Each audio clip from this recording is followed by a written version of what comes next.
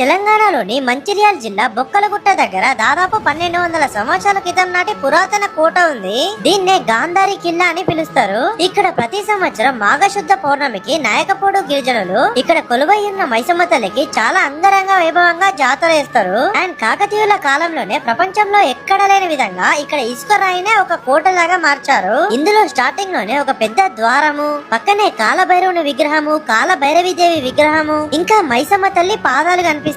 ఇంకా ముందుకు వెళితే ఒక ఏనుగు విగ్రహం, ఇంకా పేర్చిన గోడ, ఇంకా ఒక సొరంగ మార్గం కూడా కనిపిస్తుంది. నెక్స్ట్ మనకి మెయిన్ దర్వాజా కనిపిస్తుంది. ఈ దర్వాజా దగ్గరే మైసమ్మ తల్లి కొలువై ఉంది. ఇక్కడికి వచ్చిన భక్తులు అమ్మవారికి బోనం సమర్పించి ఇక్కడే కోళ్లని మేకల్ని కోసి వండుకొని తింటారు. ఇంకా ఇక్కడ శత్రువులు వస్తున్నారో తెలుసుకోవడానికి ఒక ఎత్తైన నగారాగుండు, ఇంకా శిథిలావస్థకు వచ్చిన కుబేర ఆలయం, నాగేంద్రుని ఆలయం కనిపిస్తాయి. ఇంకా ఇక్కడే ఒక కొండకి ఆంజనేయ స్వామి విగ్రహం, ఇంకా ఒక శిలాశాసనం కూడా కనిపిస్తుంది. ఇంకా ఇక్కడ పక్కనే ఉన్న ఒక గుట్టపైకి ఎక్కితే కొండలింగమయ్య స్వామి, వినాయకుడు, హనుమంతుడు, సాక్షి గణపతి దర్శనమిస్తారు. ఇంకా ఇక్కడే సవతుల బావులు అని పిలువబడే 3 బావులు, ఇంకా గుట్ట కింద కూడా ఏనుగుల బావి అనే ఒక బావి ఉంటుంది. నిజంగా అద్భుతం కదా. ఇలాంటి ఒక కోటని నేనైతే ఇప్పటి వరకు చూడలేదు. అండ్ దీని ఫుల్ వీడియో నేను డీటెయిల్ గా యూట్యూబ్ లో పెట్టాను, చూడండి. అట్లనే ఈ వీడియోని మీ ఫ్రెండ్స్ అండ్ ఫ్యామిలీ అందరు కూడా షేర్ చేయండి.